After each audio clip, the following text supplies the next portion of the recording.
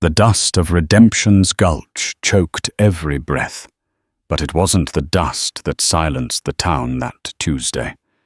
It was the sight of Seraphina Quinn, hanging upside down from the hanging tree, her face the color of a dying plum.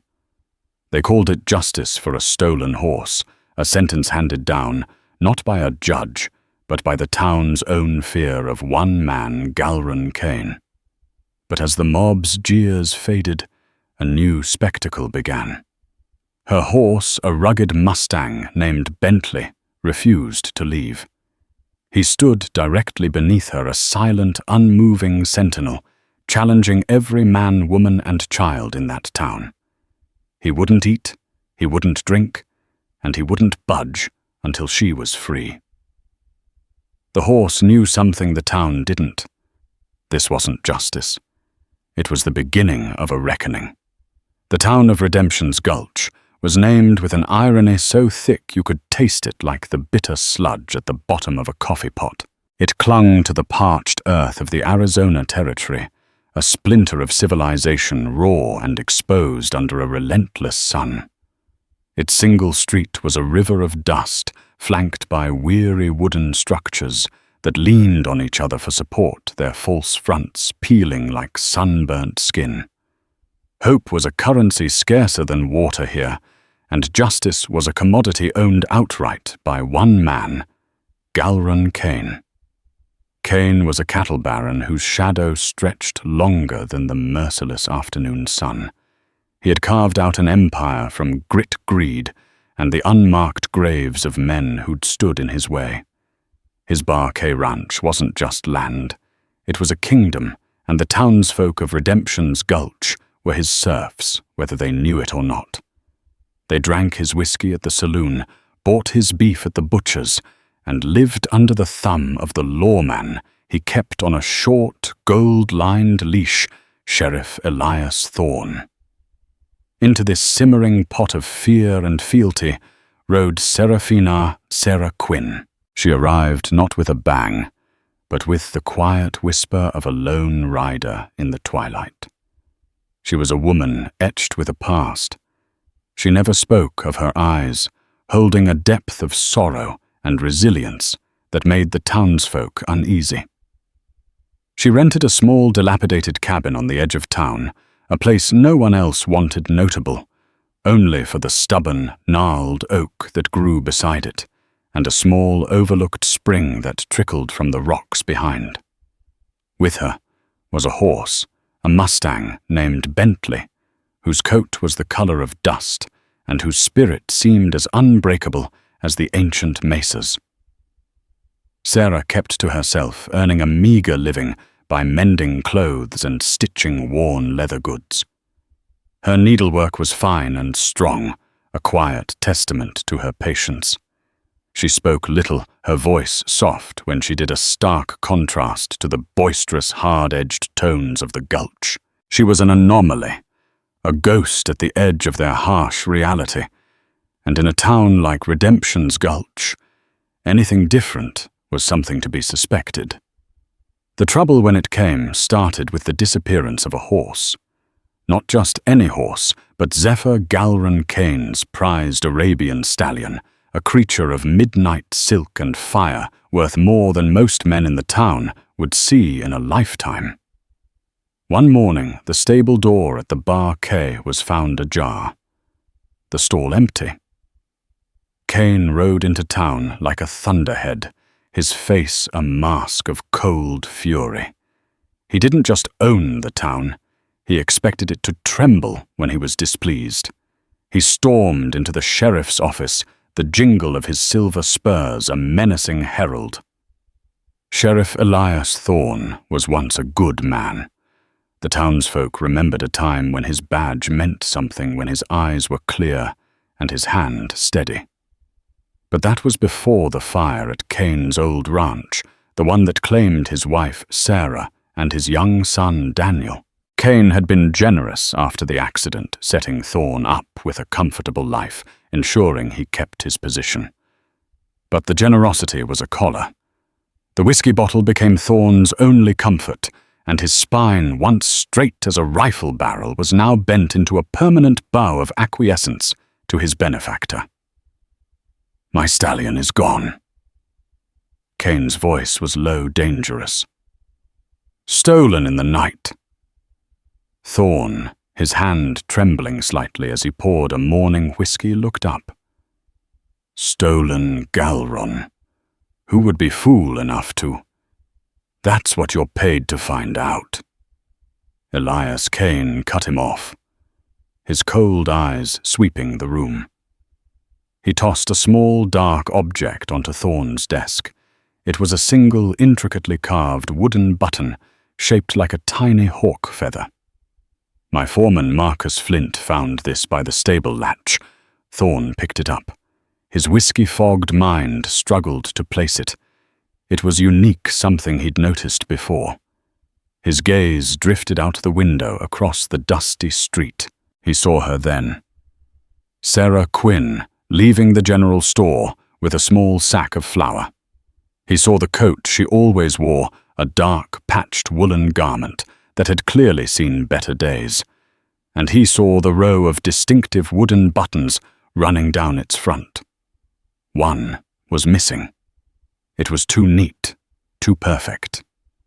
A sliver of the old Thorn, the real lawman, pricked at his conscience.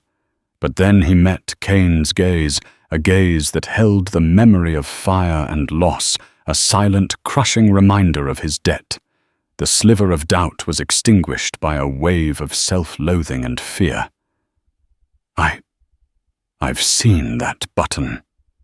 Thorn stammered, his voice barely a whisper. "I know you have," Kane said, a cruel smile touching his lips. "On the new woman, the drifter." The accusation spread through Redemption's Gulch like wildfire on a dry plain. It was all anyone needed. The outsider. The quiet woman with the sad eyes. It was easy to believe. Fear of Kane was the bedrock of the town, and directing that fear toward a stranger was a relief. A mob, that ancient, many-headed beast, began to stir its voice, a low growl that grew into a roar. They found Sarah at her cabin, mending a saddle blanket, Bentley cropping the sparse grass nearby. Marcus Flint, Kane's foreman, a bull of a man with cruel eyes and a sneer permanently etched on his face, led the charge. He was flanked by a younger, skittish ranch hand named Billy Wren Peterson. Thief Flint roared, tearing the blanket from her hands. "Where's Kane's stallion?" Sarah looked up, her face pale, but her eyes steady. "I don't know what you're talking about." "I've stolen nothing." Flint grabbed the front of her coat, his thick fingers pointing to the missing button. "Then what do you call this found right where the horse was took?" The crowd pressed in their faces a gallery of grim self-righteousness. They saw the missing button and the coat, and in their minds the verdict was sealed.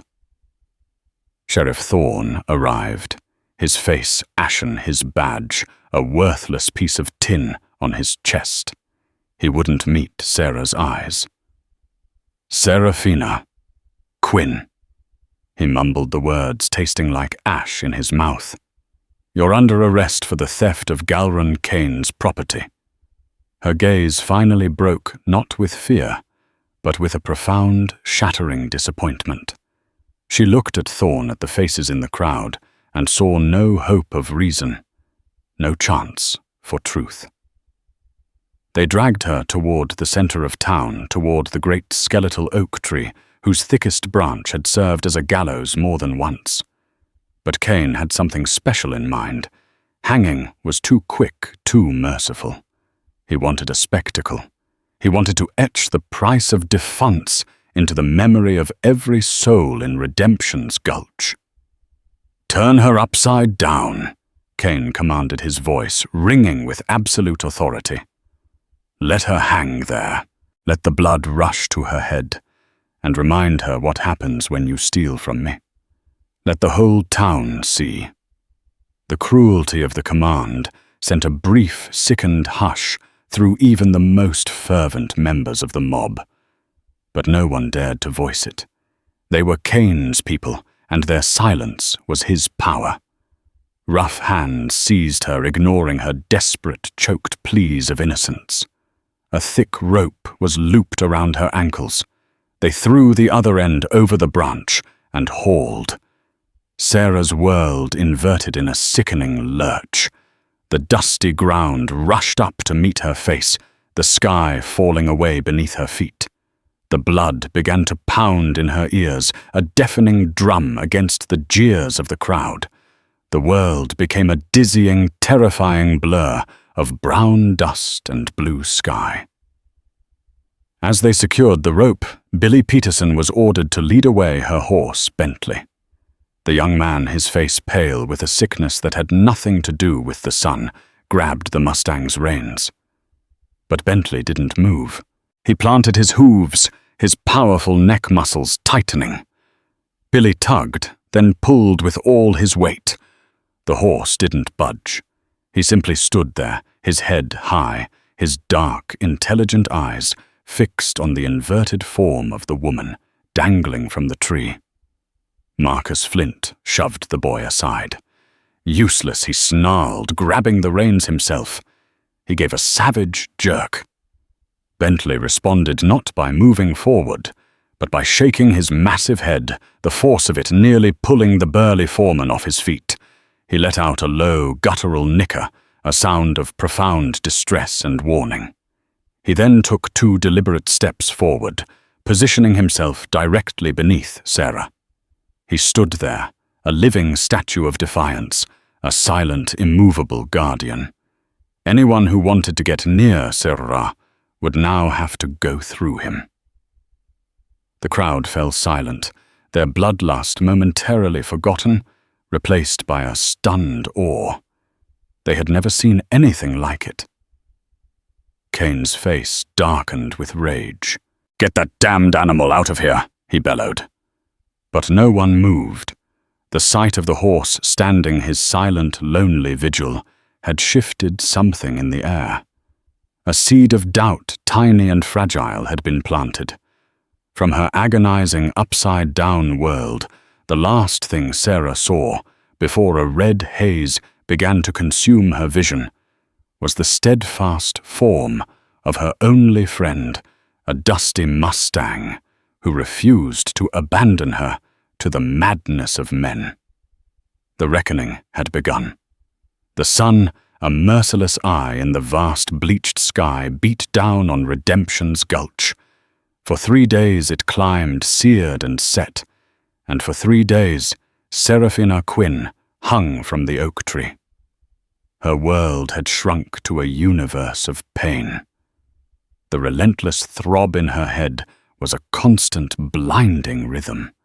The dust stirred by the merciless wind coated her throat, turning her pleas of innocence into a dry, rasping whisper that was lost to the breeze. Consciousness became a tattered flag whipping between agonizing lucidity and the blessed, terrifying dark of oblivion. And for 3 days Bentley stood his ground. He had become the town's second son, a fixed point around which their daily lives now revolved. He refused every offer of food and water, turning his head away from the buckets brought by hesitant hands. His loyalty was a silent, unnerving sermon. He would occasionally lift his head and let out a long, mournful whinny that echoed down the dusty street, a sound that pricked the conscience of even the hardest souls. It wasn't the cry of a beast, but a lament, a question posed to the silent, watchful windows of the town. The initial righteous fury of the mob had curdled into a sullen, uneasy quiet. People went about their business, with their eyes averted, trying to ignore the grotesque spectacle at the center of their town. They tried to ignore the woman, whose hair, the color of corn silk, was now matted with dust and blood. They tried to ignore the horse whose ribs were beginning to show, whose unwavering vigil was a constant damning accusation. The public punishment meant to solidify Cain's power was instead becoming a festering wound on the town's soul. doubt began to sprout in the most unlikely of places. In the heart of the blacksmith's forge, where fire and force were daily bred, Finn O'Connell found his own certainty wavering. Finn was a young man, built as strong and solid as the anvils he worked, with a face that was usually open and honest. He had been part of the angry crowd, swept up in the certainty of the moment. But the horse didn't make sense. He knew animals. He knew their simple, honest loyalties. A horse didn't stand by a thief. A horse didn't starve itself for a liar. He found himself watching the scene from the shadows of his smithy. He saw the subtle, almost imperceptible tremor in Sarah's suspended form. He saw the way Bentley would shift his weight, nudging the air beneath her, as if to offer a comfort he could not give. This wasn't justice. It was torture. Across the street in the smoky confines of the Gilded Cage saloon, another pair of eyes watched with growing unease. Maeve Riley was the proprietor, a woman who had seen the worst of men and had survived by being smarter, tougher, and more cynical than all of them. Her hair was the color of a fiery sunset, pinned up in a practical but elegant fashion, and her eyes missed nothing. She served whiskey to Kane's men, listened to their boasts and their drunken confessions, and kept her thoughts locked away, like the money in her safe.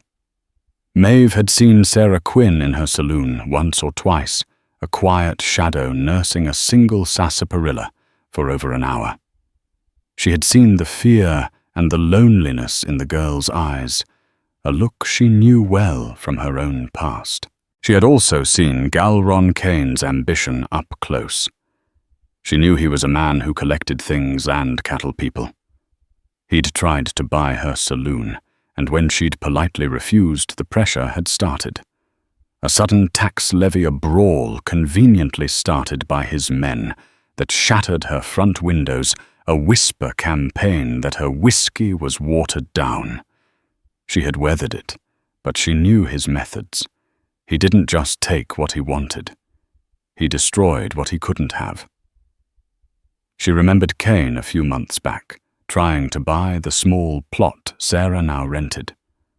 The previous tenant, an old prospector, had sworn there was a year-round spring on the property, a claim most had dismissed. But Kane Maeve knew had a nose for value, especially water, the true gold of the territory. The old man had refused to sell.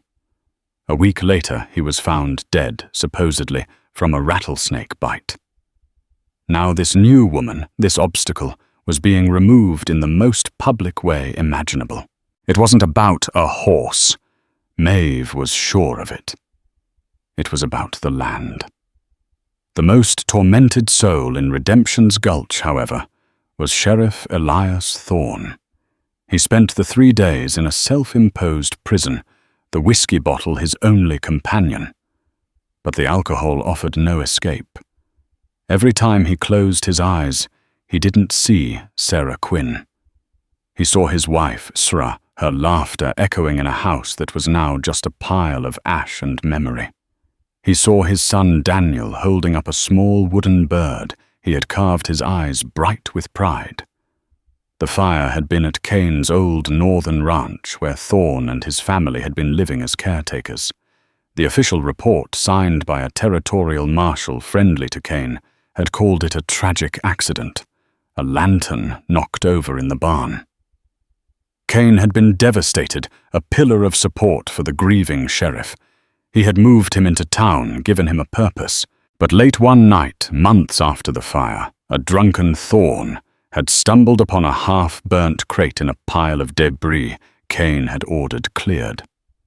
Inside were remnants of his wife's things, a lace shawl, a silver locket. Things she kept in the house, not the barn. It was a small detail, a nagging inconsistency that he had buried under a mountain of grief and whiskey. He had told himself it meant nothing. Now the image of Bentley, the horse loyal unto death, dredged up that buried memory. It forced him to look at the truth he had so desperately avoided. Loyalty. Sarah had been loyal. Daniel had been loyal. They had loved him with a simple, honest devotion that he had failed to protect. And now that same pure loyalty was on display for the whole town to see a silent protest against a lie he had helped to create. On the third night, his whiskey glass empty and his soul scraped raw. Thorne pushed himself to his feet. His hands shook, but there was a new cold fire in his eyes. He walked to the small lockup, the cells empty as they usually were. He opened a dusty footlocker containing the meager evidence from the case, the single wooden button. He held it up to the lamplight. He had seen its like before. Sarah wore them. But he looked closer now, with sober eyes. The edges were clean, the wood unsplintered. It hadn't been torn from her coat in a struggle or snagged on a latch. The threads in the small holes were cut, not ripped. It had been carefully, deliberately removed. The realization hit him like a physical blow, knocking the breath from his lungs. It was planted. A lie. A cold, calculated lie. He remembered something else, a detail Marcus Flint had mentioned in his gloating report. He'd found a piece of scuffed leather near the stable, assuming it had come off the thief's boot. Flint had dismissed it as unimportant and thrown it on the muck heap. Driven by a desperate, burgeoning need for truth, Thorne left his office. He ignored the hanging woman and the stoic horse, his focus now a pinpoint of shame and fury. Under the pale moonlight, he walked to the Bar K's town stables and began to search the stinking muck heap behind it. After 10 minutes of grim, filthy work, his fingers closed around a damp piece of leather. He cleaned it on his sleeve. It was a heel strip, torn from a boot, and burned into it was a small, unfamiliar brand, a serpent eating its own tail. It was not a local brand. He'd been a lawman in this territory for 15 years, and he'd never seen it before. A new, chilling possibility entered his mind. What if a horse was stolen? But not by Sarah Quinn. And what if Galron Kane knew it? His mind raced, connecting the dots. The planted button, the professional brand, Kane's obsessive desire for Sarah's land, the convenient death of the last man who wouldn't sell, his wife's belongings found where they shouldn't have been.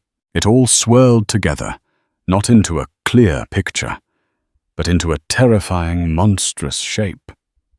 He looked back toward the center of town. He saw the silhouette of the tree, a grotesque finger pointing at the heavens. He saw the smaller, solid shape of the horse beneath it. He had let an innocent woman hang for 3 days. He had honored the wishes of a monster over the duties of his badge. The whiskey had numbed him for years, but now a terrible, clarifying sobriety was taking hold. Redemption's Gulch. The name was a mockery. But for Elias Thorne, standing in the dark with a damning piece of leather in his hand, it was starting to sound like a challenge. The dawn of the 4th day broke grey and grim, mirroring the mood that had finally settled over Redemption's Gulch. The spectacle had lost its grim entertainment value and was now just a stark, ugly fact of their existence. The loyalty of the horse. Bentley had become a legend, whispered in hushed tones, a story that would be told about this town for years to come. That loyalty, more than any plea or proof, had begun to turn the tide of opinion. Finn O'Connell, the blacksmith, could no longer stomach the sight from his workshop. His hammer blows, usually a steady rhythmic beat, had become angry and erratic. He wiped the sweat from his brow with a soot-stained arm and made a decision. He walked out into the pale morning light, his face set with a determination that overrode his fear of Kane. He strode not to the tree, but to the Bar K stables at the edge of town, where Zephyr had allegedly been stolen. Marcus Flint and a few other ranch hands were there playing a listless game of cards. They looked up as Finn approached, their expressions wary. "Sheriff sent me." Finn lied, his voice steady. "It was a risk, but a necessary one. He wants me to look at the lock on the stable door, see if it can be repaired." Flint grunted. "Bit late for that. But go on, knock yourself out." He was confident in his master's plan, seeing the blacksmith as nothing more than a dumb brute of a boy. Finn knelt by the heavy wooden door. The lock was a sturdy, expensive piece of ironwork, the kind he admired for its craftsmanship. He examined it closely, his blacksmith's eye missing no detail. The iron housing was unscratched. The bolt was straight. There were no signs of it being pried or forced. But as he ran his finger along the narrow keyhole, he felt them a series of tiny, almost invisible scratches on the inner plate. He'd seen marks like that before, on locks brought to him by folks who'd lost their keys. They were the telltale signs of lockpicks. This wasn't the work of a desperate, opportunistic thief. This was the work of a professional, someone who knew their way around locks, as well as he knew his way around a forge. An image of Sarah Quinn's hands, calloused from mending, but slender and unscarred, flashed in his mind. It didn't fit. He stood up, his face a neutral mask. "Can't be repaired," he said to Flint. "Completely busted. You'll need a new one." He turned and walked away, the lie tasting sweet on his tongue. He had his first piece of the puzzle. Meanwhile, Maeve Riley was conducting her own more subtle investigation from behind the bar of the Gilded Cage. She knew that whiskey could unlock more secrets than any set of picks. That afternoon, she made sure to be particularly generous with her paws for Billy Wren Peterson, the young, nervous ranch hand who always seemed to be in Marcus Flint's shadow.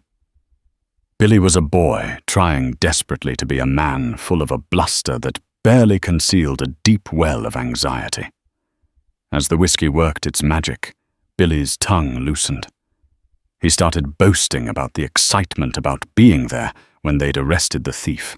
She didn't even put up a fight. He slurred, trying to sound tough. Just stared. Flint. He knew it was her all along. "He's sharp, Flint is." Maeve leaned forward, wiping a clean spot on the bar. "Sharp is he?" she asked, her voice laced with casual interest. "I'm surprised a little thing like her could handle a big stallion like Zephyr. That horse has a mean streak." Billy's eyes darted around nervously. "Oh well, Zephyr, he can be gentle if you know how to handle him." He took another large gulp of whiskey. "Besides, he's not as spry as he used to be. Getting on in years. A bit of a limp in that front left leg. You know." Maeve's eyes sharpened. A limp.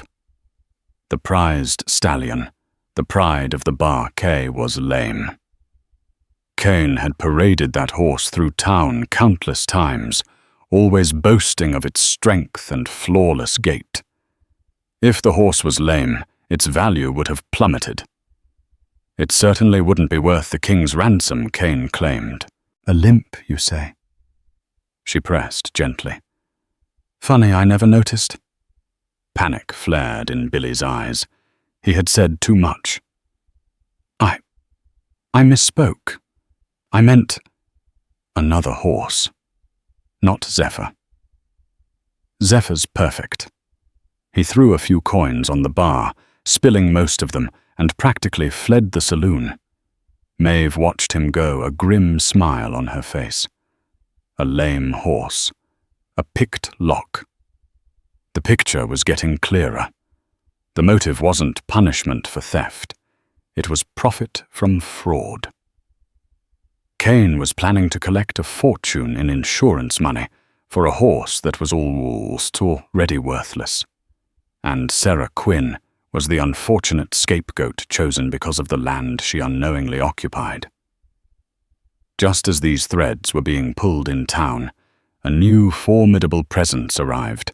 He rode in on a powerful bay gelding, his posture straight, his eyes sweeping the town with a calm, assessing gaze that missed nothing.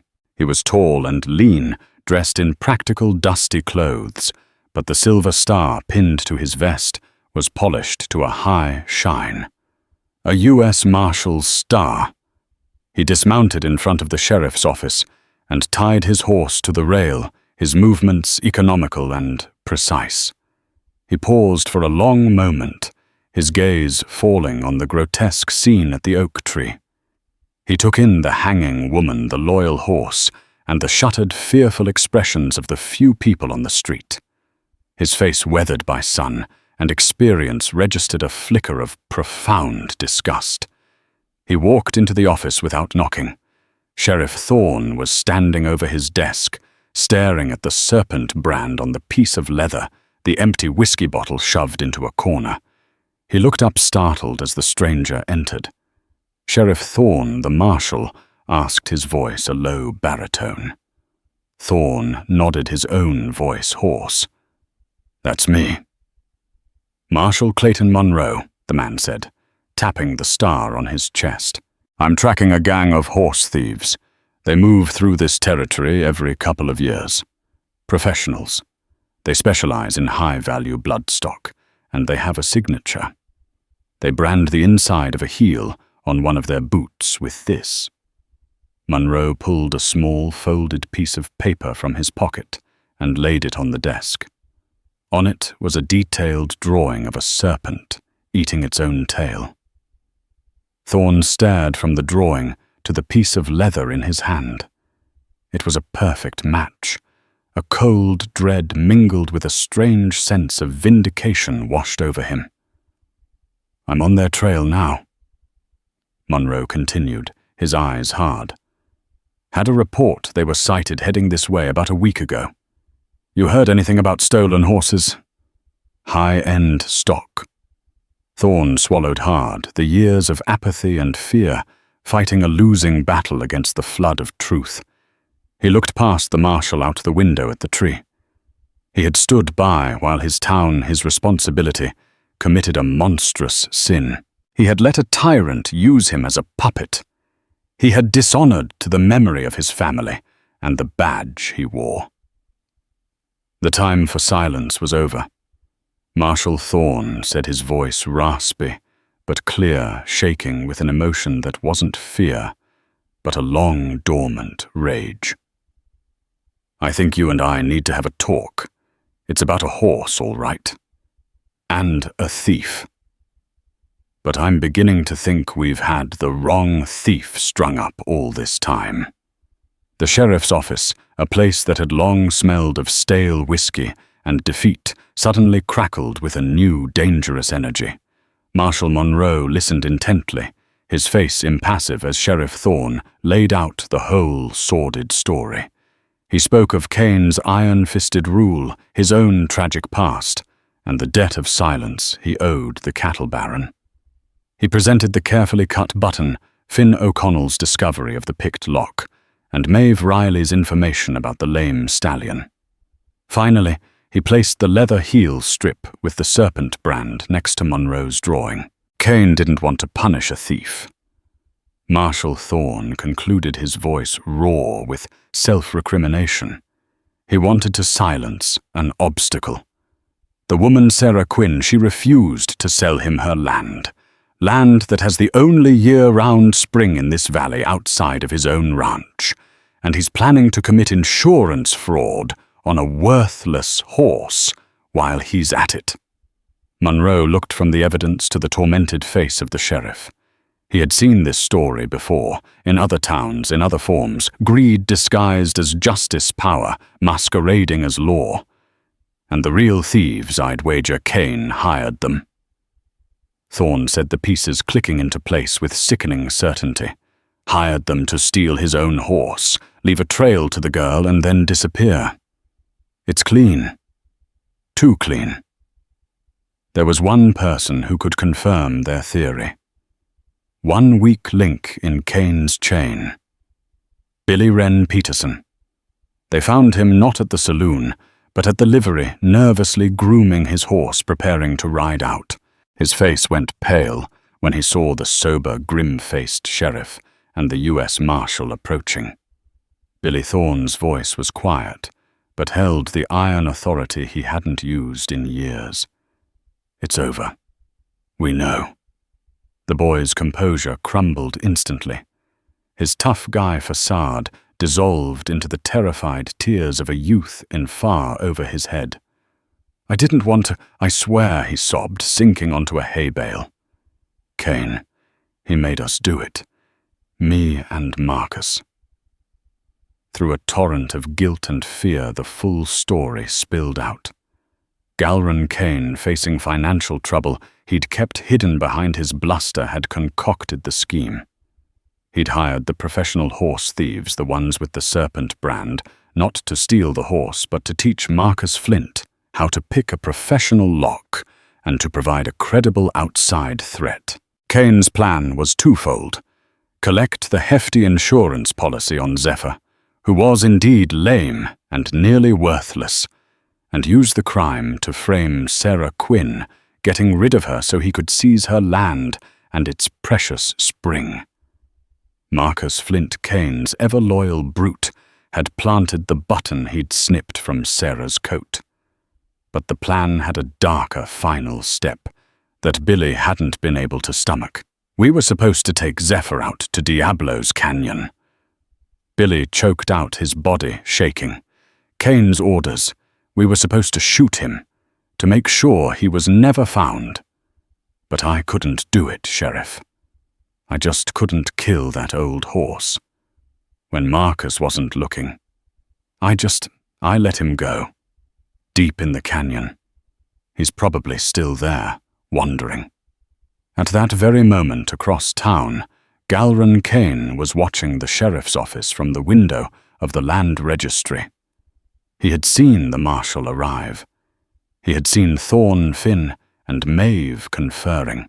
And now he saw Thorne and the marshal marching Billy Peterson back towards the jail. He didn't need to hear the confession. He could see it in the boy's terrified posture, in Thorne's newfound spine.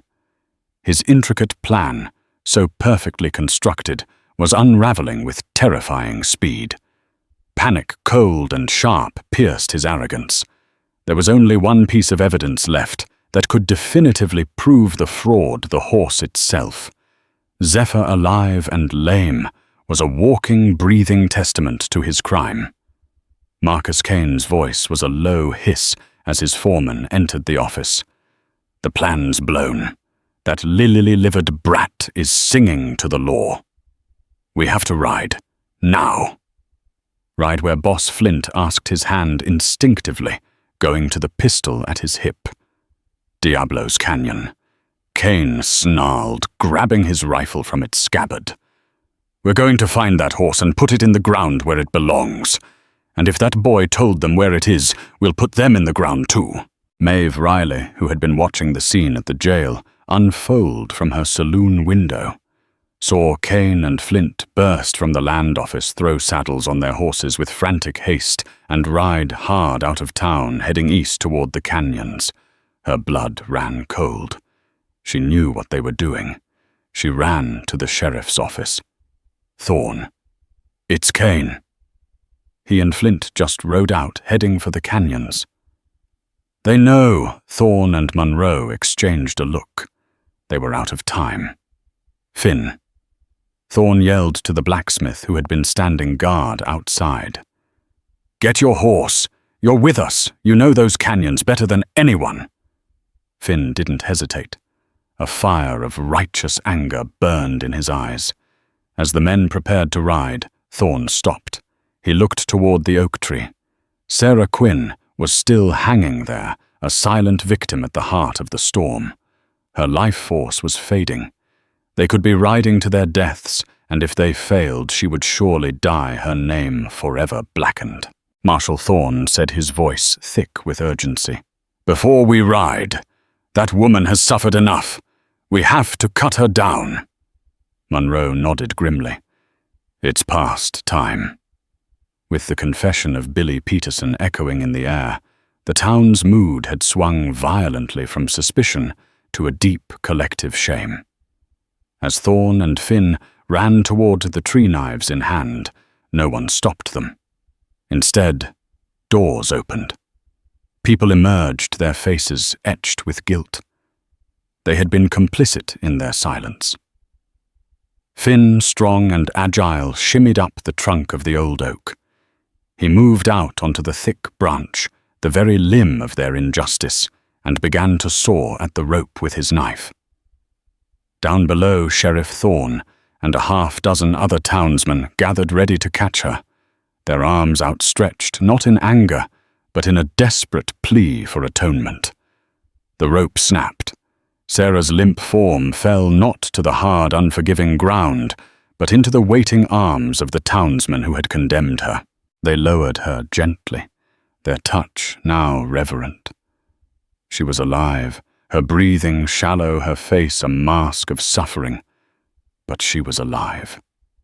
As Maeve and the other women of the town rushed forward with water and blankets, tending to the woman they had wronged, Thorne Monroe and Finn mounted their horses. They cast one last look at the scene, at the nascent community forming around the victim of their collective sin, and then spurred their horses into a gallop. A desperate chase was on, a race against time through the winding, treacherous canyons. On one side, two ruthless men determined to bury the truth. On the other, three determined men riding to save the final innocent witness to the crime, a lame horse in a hidden canyon. The soul of Redemption's Gulch hung in the balance. The pursuit into Diablo's Canyon was a desperate, punishing prayer, pounded out by the hooves of 4 horses. For Sheriff Elias Thorne, every jarring stride was an act of penance. The alkali dust kicked up in a suffocating, ghost-white plume. Felt like the ashes of his past, the residue of the fire that had consumed his family, and the years he had lost to the bottle. He no longer rode with the slumped shoulders of a man defeated, but leaned forward into the wind, his jaw set, his eyes fixed on the frantic tracks ahead. He wasn't just chasing a villain. He was chasing the man he was supposed to have been all along. A man his wife Sarah would have recognized. The burning in his lungs was clean and sharp, a welcome pain that scoured away the stale taste of whiskey and regret. Beside him, Marshal Clayton Monroe was a study in grim efficiency. He was the anchor in their storm, his presence a calming, lethal certainty. His gaze never wavered, sweeping the scree-littered ridgelines and the canyon floor, reading the story of Cain's panicked flight. He noted the depth of the hoof prints, the panicked spray of gravel. "They're pushing their horses too hard," he called out to Thorne, his voice a low baritone that cut through the thunder of their gallop. "They're running on fear. We're running on purpose. We'll catch them." Leading them all was Finn O'Connell. The canyon was his childhood sanctuary, its red rock walls as familiar to him as the lines on his own calloused palm. But today it was transformed into a deadly labyrinth. Adrenaline, a coppery mix of terror and righteous fury, coursed through him. He was not a lawman or a gunfighter. He was a blacksmith, a mender of things. Yet here he was riding to unmake a man's tyranny. Every time the image of Sarah, pale and still, flashed in his mind, he urged his horse faster, his knuckles white on the reins. He was riding for her, for the town's soul, for the simple, decent world he believed should exist, even in a place as hard as Redemption's Gulch. Finn raised a hand, pulling his horse to a skidding halt. In there, he yelled, his voice strained, pointing to a narrow fissure in the rock face. "It's a box canyon! No other way out. If Zephyr went in there, Kane's got him cornered." The three men slowed their approach, the thunder of their ride softening to a cautious, deliberate tread. The air grew still, the silence of the canyon amplifying the sound of their own breathing and the creak of saddle leather. As they rounded the final bend, the scene unfolded before them. There, in the tight confines of the dead-end canyon, stood the stallion Zephyr. His once proud coat was matted with grime. His head hung low in exhaustion. The pronounced limp in his left foreleg was a clear, damning piece of evidence. And standing over him, his back to them, was Galrun Kane, his rifle raised, the barrel aimed at the horse's head. Marcus Flint stood nearby, his pistol drawn a nervous sentry. Kane's voice, a low snarl of concentrated venom, drifted towards them. "There you are, you four-legged bag of bones. You've caused me enough trouble." He was a king whose throne had crumbled, and all his rage, all his humiliation, was focused on this single living symbol of his downfall. It was Thorn who spoke. The voice that emerged from him was not the whiskey-rasped mumble the town knew. It was the voice of the law, clear, cold, and carrying an iron authority that had been dormant for years. It echoed from the canyon walls, sharp and undeniable. "Drop the rifle." Kane froze. He turned slowly, his face a mask of disbelief that curdled into pure, venomous hatred. His eyes, small and dark, darted between the three men, blocking his only escape. He saw his drunken puppet Thorn, standing tall and sober. He saw the implacable U.S. Marshal, a symbol of a power greater than his own. He saw the blacksmith's boy representing the very townsfolk who had once trembled before him. The trap wasn't just physical, it was total. He was undone. For a fleeting second, the instinct for self-preservation flickered in his eyes. But Galrun Kane was a man whose entire identity was built on dominance. Surrender was not an option in his vocabulary. To be brought low by these men, to be dragged back in shame to the town he owned, was a fate worse than death. His lips pulled back from his teeth in a feral sneer. "Flint," he roared, and the world shattered into chaos. Kane didn't fire at the men. He fired at the horse, a final, spiteful act. But his shot went wide as he dove for the cover of a nearby boulder, the bullet screaming off the canyon wall. Flint, a loyal dog to the last, opened fire, with his pistols the shots cracking through the confined space. The air became a maelstrom of noise, the deafening reports of gunfire, the high-pitched whine of ricocheting lead, the terrified, screaming whinny of the stallion. Zephyr scrambled away his limp, turning his flight into a clumsy, painful ordeal. Finn reacted instantly, his mission clear. Forgetting his own fear, he spurred his horse forward, not to join the fight, but to get between the guns and the stallion, using his own body as a shield to herd the terrified animal toward the relative safety of the canyon's rear. Monroe and Thorn, veterans of 100 such deadly dances, moved with fluid precision. They dismounted, using their horses for cover as they returned fire. Monroe's Colt Peacemaker bucked in his hand, his aim calm and deliberate. A shot exploded against the rock inches from Flint's head, peppering his face with sharp stone splinters. He cried out a high, thin sound of pain, dropping his pistols to claw at his suddenly bloodied eyes, momentarily blinded and stunned. Thorn saw his moment. This was not just about stopping a criminal. It was about physically dismantling Kane's legacy of fear. While Monroe's fire kept Kane pinned down, Thorn broke from cover, his rifle held like a club.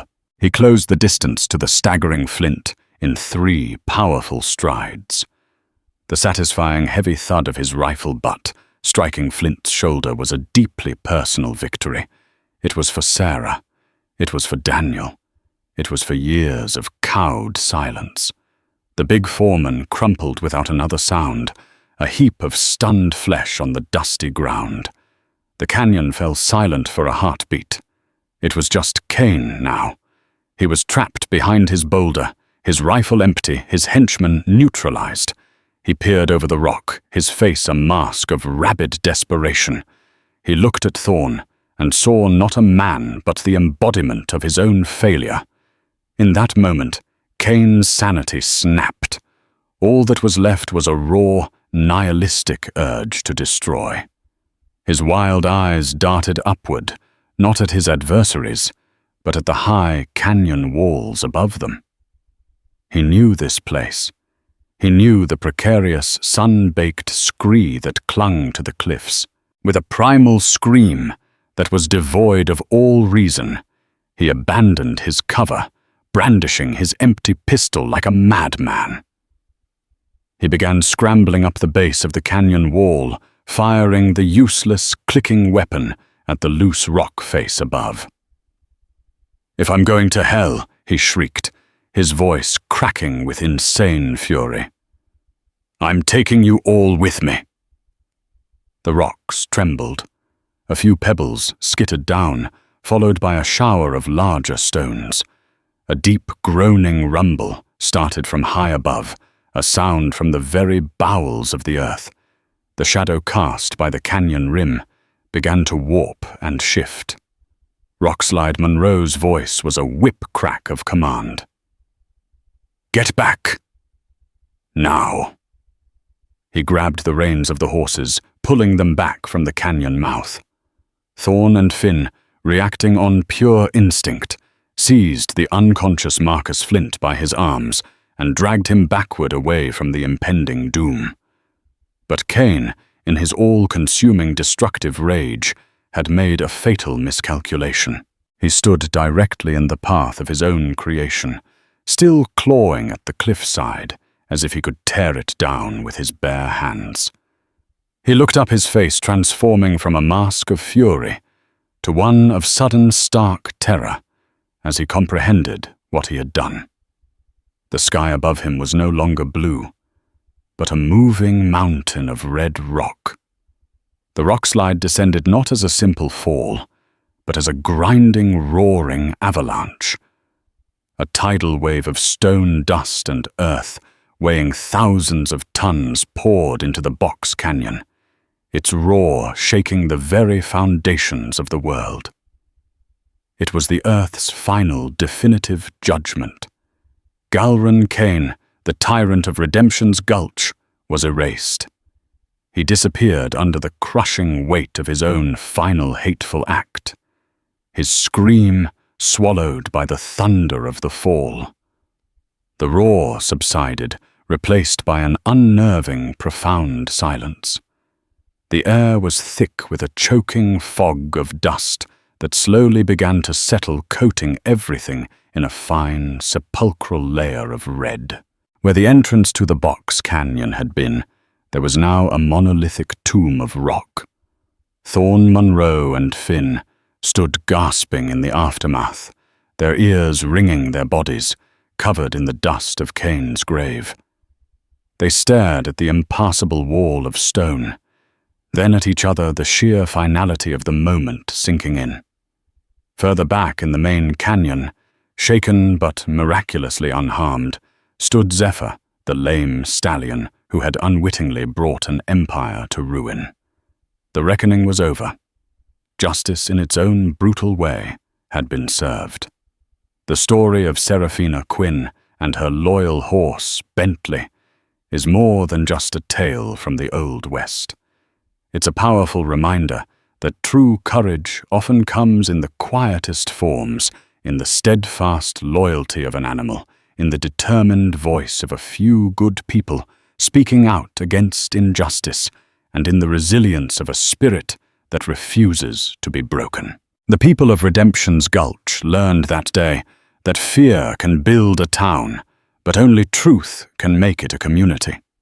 They were reminded that a single act of defiance, whether from a man with a badge or a horse with a heart, can be enough to start a reckoning and bring about redemption. If this story of courage and redemption resonated with you, please consider giving this video a like and sharing it with others who appreciate tales of the untamed West.